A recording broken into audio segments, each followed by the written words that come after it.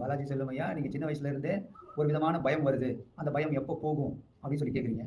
நீங்க வாசி மந்திரத்த ஜெபம் பண்ணுங்க. வாசியோக பயிற்சிய பண்ணுங்க. பண்ணிட்டு வாசி மந்திரம் வச்சு வாசியோக பயிற்சி பண்ணுவீங்க.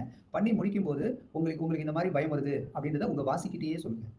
உங்க வாசி மந்திரத்த ஜெபம் பண்ணிட்டு, வாசியோக பயிற்சி பண்ணி முடிச்சுட்டு, அதுக்கப்புறம் பண்ணி முடிச்சதுக்கப்புறம், இப்போ ஒரு பீடத்துல உட்காந்தோ, ஒரு இடத்துல வஜ்ராசனம் போட்டு உட்காந்தோ, நீங்க வாசியோக பயிற்சிய பண்ணுவீங்க. பண்ணி முடிச்சதுக்கப்புறம், ஒரு 2 நிமிஷம், 3 நிமிஷம் உங்க பிரார்த்தனைய வைக்கணும். அந்த பிரார்த்தனைய வைக்கும்போது, இப்போ உங்களுக்கு வரக்கூடிய இந்த பயம், இந்த விஷயம் எல்லாத்தையும் பிரார்த்தனையில வச்சு, "ஐயா வாசி ஐயா" அப்படின்னு சொல்லி வாசி மந்திரத்தையும் சொல்லி, "நீங்க சீக்கிரமா இதெல்லாம் சரி பண்ணுங்க ஐயா" அப்படின்னு சொன்னா, அது கொஞ்சம் கொஞ்சமா, கொஞ்சம் கொஞ்சமா அந்த விஷயத்த சரி பண்ணுங்க. அத சரி பண்றத நீங்க கண்டிப்பா உணர முடியும். ஏன்னா, வாசி செய்ற செயல கண்டிப்பா இந்த உடல் உணரும் ஐயா. இதுதான் உண்மையான விஷயம். வாசி நமக்காக செய்யப்படுற செயல, நம்ம இந்த உடல் வந்து கண்டிப்பா உணர முடியும். கண்டிப்பா உணரும் ஐயா. அது உணரும். இல்லன்னா அது வந்து அந்த வாசியே சுட்டி காட்டும். "நீ இதானப்பா கேட்ட, இத தானப்பா நான் காட்டியிருக்கேன்" அப்படின்னு அதுவே சுட்டி காட்டும் ஐயா. கண்டிப்பா. ஏன்னா உயிர் உள்ளது வாசி. அது கண்டிப்பா காட்டும். ஏன்னா வாசிக்கு கண்ணுண்டு, காதுண்டு, வாய் இல்லை. ஏன்னா நீங்க என்ன சொன்னாலும் வாசி கேட்டுக்கும். நீங்க என்ன பார்த்தாலும் அது வாசி கூட சேர்ந்து பார்த்துக்கும்.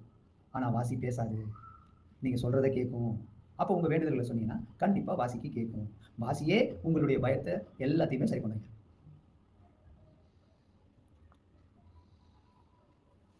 அவர் பாலாஜி செல்வம் என்ன சொல்லியிருக்காருன்னா, "இப்ப எனக்கு வாசியோக பயிற்சி செய்வதால் கொஞ்சம் பயம் குறைந்திருக்கு ஐயா" அப்படின்னு சொல்லியிருக்காரு.